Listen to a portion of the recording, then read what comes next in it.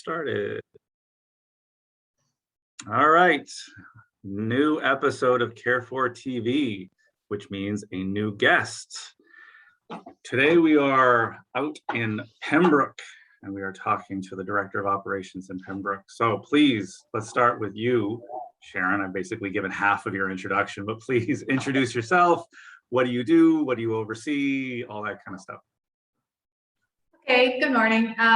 So I am, of course, Sharon Maye. I am the Director of Programs and Operations here in Pembroke County. Originally, I just want to say I came from Newfoundland and transplanted, though, here to the Ottawa Valley since 1993. So I've lived in Ontario in this area ever since then. My husband is ex-military and retired after 30 years, and we've raised our family here. And I have to say, it's a beautiful place to live and a beautiful place to raise children. For those of you who have not been to the Ottawa Valley, come join us, come visit. Doors always open. As for the programs that I oversee, we have a variety of community support programs, which includes our very large transportation program that covers all of Champlain region. We have our Going Home program, the frozen meals, friendly visiting. We have several community PSW programs, which we work with the LIN. We also have the high intensity support program and the assisted living program for high-risk seniors. So we have a lot of those programs. Probably the biggest part of our operations out here are our two large facilities, residential facilities. And we have two of those, one being the Pembroke Civic Complex and the other being the Carefor Mackay Center. Okay, so other interviews with other people around the other programs that you talked about. Today, you and I are going to be talking pretty much around Civic and Mackay. So can you give, 100 feet up, describe Civic and Mackay, what programs are offered out of there, I don't know, just try and give somebody a sense if they walked in, what they would see and what it would look like and what goes on and who, that kind of stuff.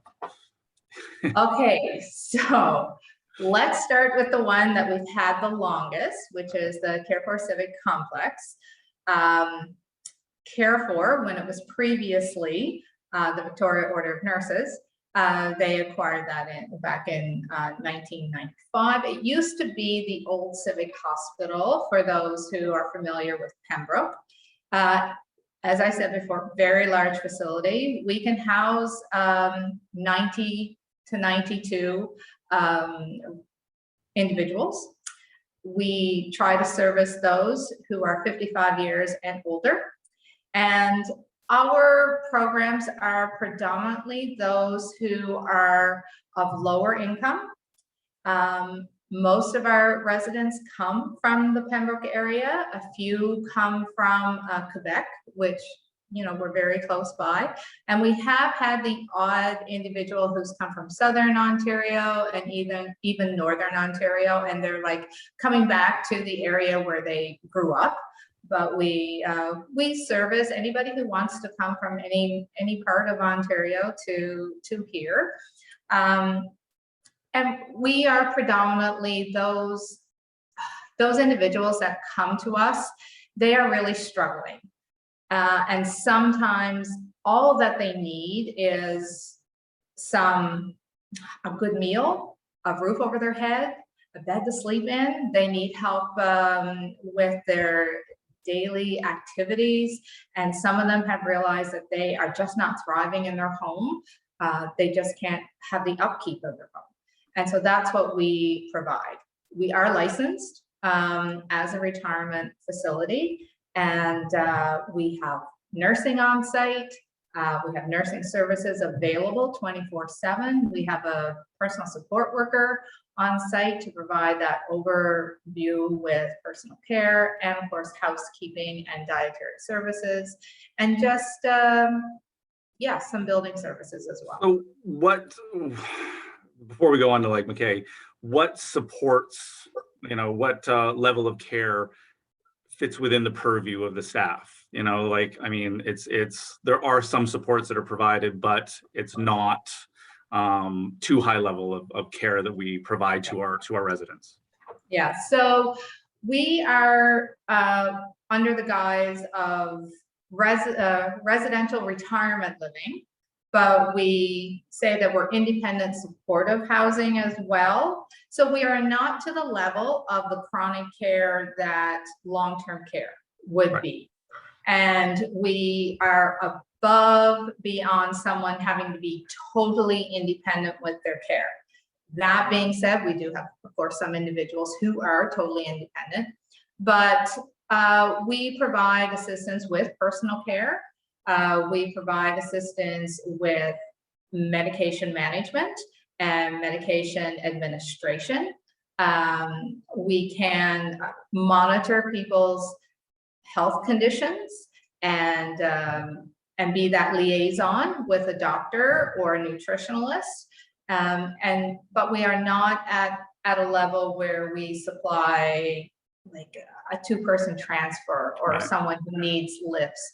And we do have care for people who have dementia, but they usually have mild dementia. And then as things progress and as they get more along the lines of dementia care, we help refer them on to other housing options. Okay, so Mackay has a variety of programs. What are they, and who do they serve? And some of them are based upon partnerships. Can you talk a little bit more about that? So yeah, Mackay is a little bit different. We still do have our residential facility area, and we are licensed again as a retirement facility. So on our 2nd floor, that is where you will find our senior retirement program. But as you alluded to, Trevor, we have different programs that 2 of which are partnerships. So one, we are partnered with Family and Children's Services, and we support one individual who has her own apartment. It's a full-size apartment, totally independent from the rest of the building. It's in a different part of the building, and she has some special needs, and she has her own staff, her own Carefor staff, plus she has a support staff through Family and Children's Services.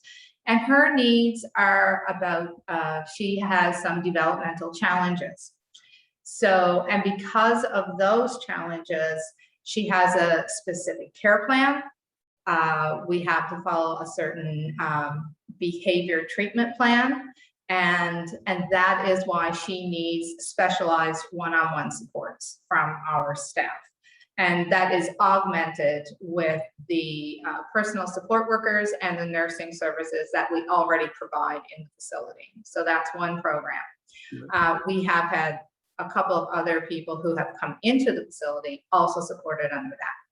Then we have our partnership with the Rancho County Community Mental Health Program, and that is a 10-bed program that is housed on our 3rd floor, and it is specifically for people who are hard to serve, who have comorbidities of health problems. But what makes that program special is that it also services people who have mental health conditions, and they could be, and it's just adults. So whereas in our seniors, it's 55 and older, we have had people in that program as young as 21. So it could be 21 right up to 60. And again, we provide the living space, and we provide some nursing services and PSW services, but they also have their own specialized support program. So they have a nurse on site. They have a person that will help them with recreation. And that program is to reintegrate people back into the community. It's all about transition, and it's all about healing and getting people stable enough so that they can move on past Carefor. And how many? With the understanding that some people may be here for a very long time. Right. And how many people would you say? 10. 10 of those. Okay. The last program, there's Yep. one more. All right. It's the assisted living services, and it's supportive housing. And it is for individuals 55 years and older. They are more independent than seniors who need a retirement home. And we have 20 spaces available. That program just started. It was supposed to start just at the time that thing called COVID hit. And that put off implementation for well over a year. Right. Yeah, so, but that's now up and running, and we are seeing our first individuals coming into that program now. Okay. So as far as, I hate to use the word typical, but like the retirement facility sort of side of things, where do people generally come from? Is it just, the same way that any kind of retirement residence, you market it, people see it on the website? There's that route, but there's not just that route. Like, how would people find their way towards, to Carefor? Because we are in a very small community, we get a lot of word of mouth. That's where how a lot of people hear from us. I have to say that the hospitals in our area are a huge referral source for us. We have residents, our own residents, who will reach out to their friends and families, and they're actually a great resource for us. We do, of course, we have the website, we do marketing on the radio, just a variety of ways that people come about to hear from us. I mean, like I said, we're well known within the community, and a lot of it is word of mouth. And people, I would say about 90% of our individuals come from Renfrew County and come from the Pembroke, Petawawa area. Okay. So as far as where Civic and Mackay fit into the landscape, there are obviously retirement residents out there, a lot of them are very sort of slick and all that kind of stuff. There's a need that Civic and Mackay fill in the community. You talk about sort of people that are struggling, and obviously that's not the case for all of our residents, but what is the reality for those people, and what support do Civic and Mackay provide the community in terms of supporting those people? And to a certain extent, if not for Civic and Mackay, what would be the reality for some of those people? So how we're different, and I allude to it, you said, probably not as slick. We don't have all the bells and whistles. You're not going to walk into Carefor and see a winding staircase, as you waterfalls sometimes see. You're not going to see waterfalls and things like that. And that's not a bad thing. No. So we are very much about providing the service that we see that the people in our community need. Yeah. And what we see is affordable housing. We need it to be affordable. And the first thing that people think about when they think about Carefor, because we are a not-for-profit, they look to us to provide that affordability, but also that place that they can go to feel safe, where they know that they have a nurse that is going to help them, where they know that they're going to get those nutritious meals, and they are going to have that reconnection with people of their own age, and hopefully not feel so socially isolated. And that's what we see a lot of, and we hear a lot of, is people not thriving in their homes and being very socially isolated, and just their health conditions are so poor because they cannot afford to rent and then afford their utilities and then afford their meals. They come in here to either of the facilities, and it's amazing to just watch people thrive, to get their weight under control, to see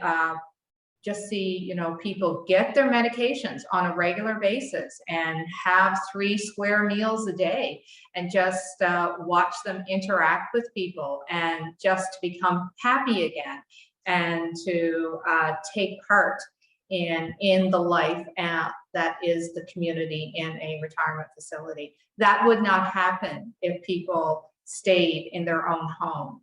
And so I'm very proud of the fact that I have seen some very good success stories when people have come into the homes.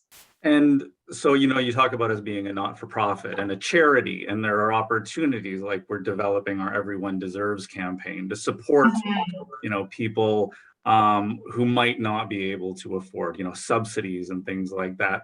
The engagement opportunities with the community, normally a private business operates independently. You pay for your expenses, and that's sort of where the money comes from. Whereas a charity and a not-for-profit, there are opportunities for the community to provide support. Like, what is it about being a not-for-profit that I don't want to say provides an advantage, but makes Civic and Mackay somewhat unique in the community?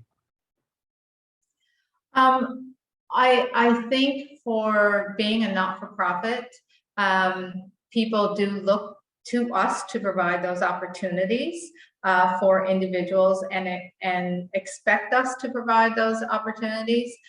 We are able to keep our costs at a lower rate than those that are for-profit, because everything that we get, that we bring into the operations, it goes back into the operations, so that individuals do not have to pay like over $3,000 a month for their rents. So all of our facility costs have to be supplemented. We have to do fundraising in order to provide the services that we can for our individuals that live here. And people can make donations to support the people. People can make donations to support. It could be supporting the care. It could be supporting the dietary. It could be providing a lovely common area for individuals to just go and relax and socialize. It could be donations towards our recreation programs. Things like that, and every little bit helps to make the life of our residents even much more rewarding and creates that sense of home and community. Yeah, and I think that's the interesting thing. You talk about the partnerships that you have with other organizations. Like, I think that's one of the things also that we offer as a value, is just as a non-for-profit, you become less isolated. It becomes less sort of competitive. There's more of a, how can we work with the community? How can we work with people that are caring and, that want to support people in need in the community to support people that need it, right? There's less isolation. It's more sort of inclusive. So, okay, last question. The staff. Talk to me a little bit, one, about, it's a retirement residence. Who do you have that works there? All the different sort of people. And what do you think that you, as a leader and your team try and do to create an environment, that the team creates an environment that is unique and healing and welcoming and, all that kind of stuff?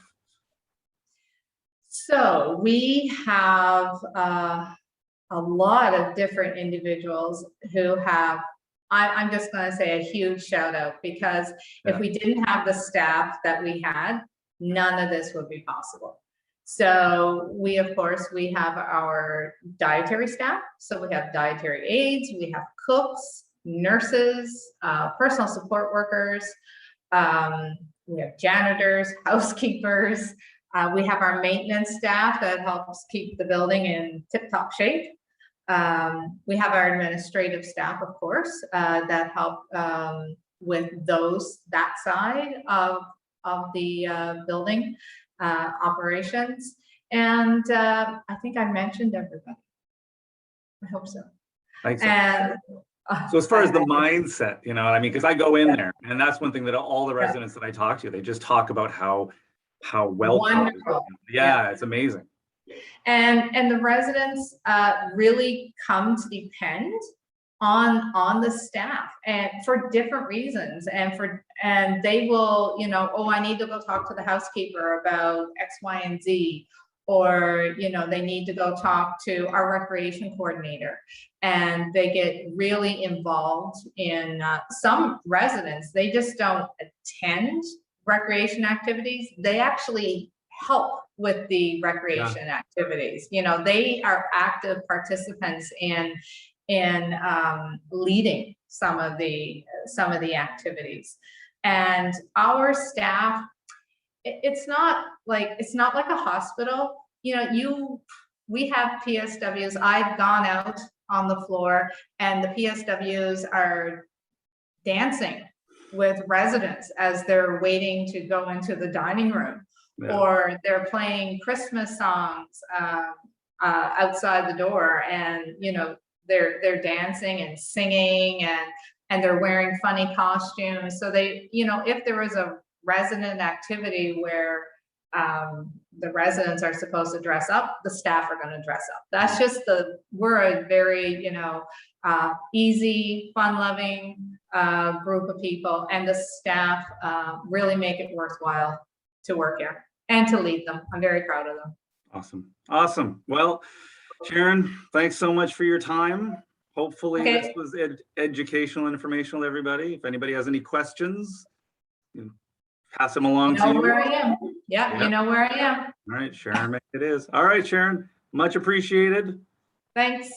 Thank you.